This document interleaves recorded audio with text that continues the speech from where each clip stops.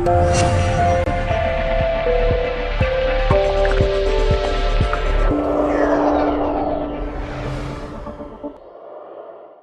సంవత్సరం అదే మధ్యప్రదేశ్లో 19% ఉన్నది, గుజరాత్లో 12%, ఛత్తీస్గఢ్లో 12%, పంజాబ్లో 12%, బీహార్లో 12%. మన రాష్ట్రానికి వచ్చేసరికి 1.96 అగ్రికల్చర్ గ్రోత్ ఈ సంవత్సరం, వ్యవసాయ వృద్ధి రేటు. అదేవిధంగా పారిశ్రామిక వృద్ధి రేటు చూస్తే నిజంగా రాష్ట్ర అభివృద్ధిని కోరుకునేటువంటి ఎవరైనా తీవ్రమైనటువంటి ఆందోళన చెందుతాం మనం. 2011 ఛత్తీస్గఢ్ గురించో గుజరాత్ గురించో పోల్చడం లేదు, మన రాష్ట్రాన్ని గురించి మన రాష్ట్రాన్ని పోలుస్తా ఉన్నారు. అవి పోల్చుకున్నట్లయితే నక్కకు నాగలోకానికి తేడా. ఆ రాష్ట్రాలతో మన రాష్ట్రాన్ని పోల్చాను. అగ్రికల్చర్ అంటే పోల్చాను, వ్యవసాయ మన పరిశ్రమ రంగం చెప్తున్నాను.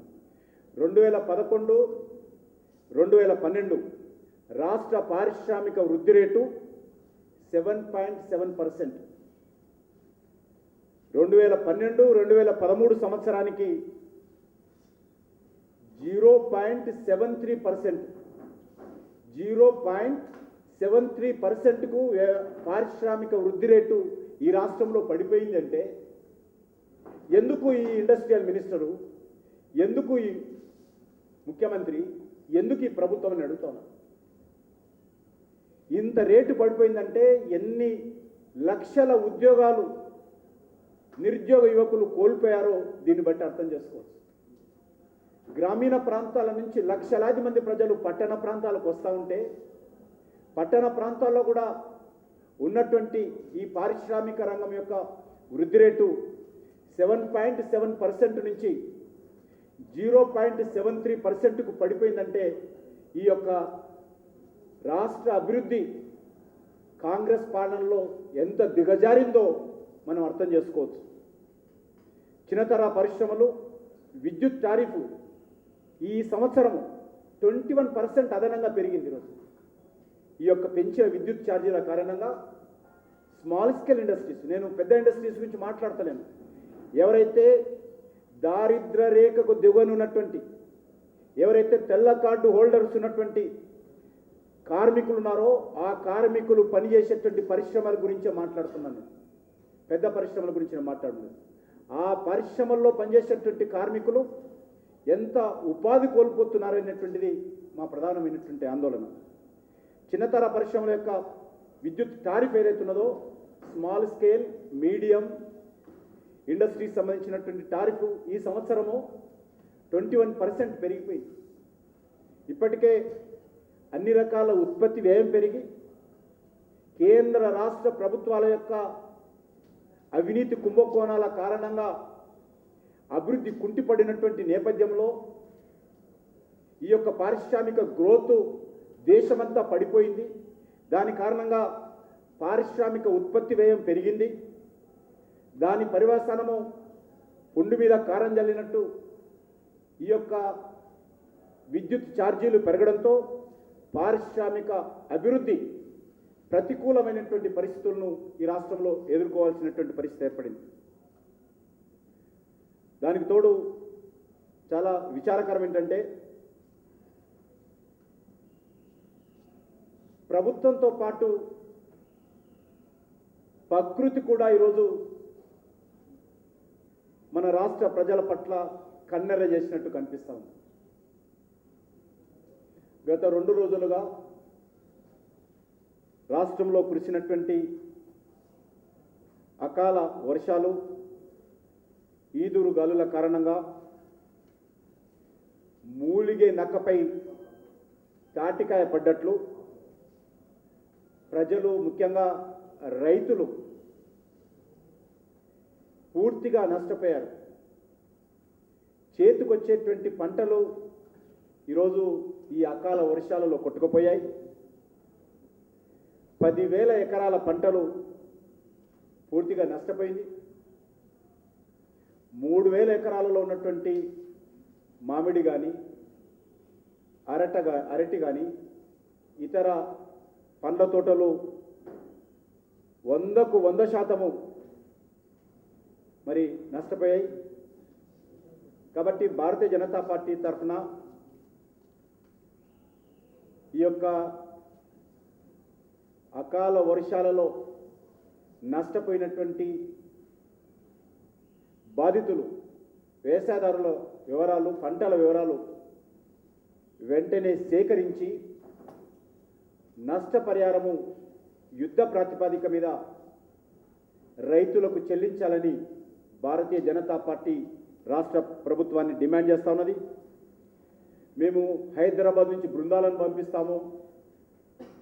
ఆ బృందాలు సర్వే చేస్తారు, తర్వాత నివేదికలు తయారు చేస్తారు.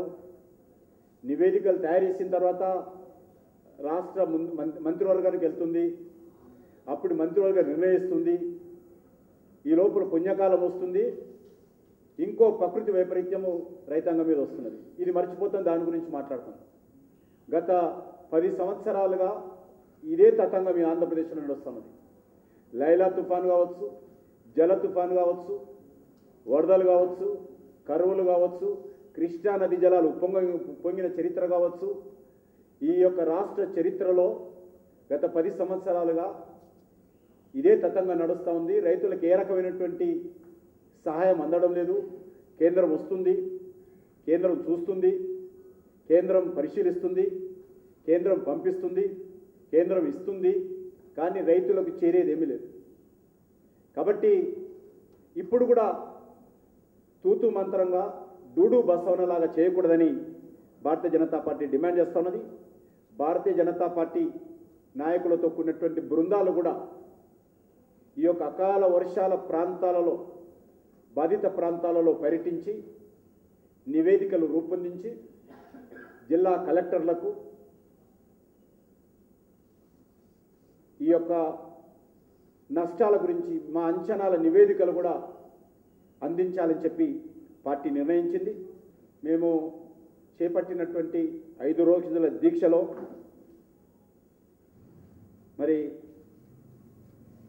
అన్ని వర్గాల ప్రజలు మద్దతు తెలియజేశారు. ముఖ్యంగా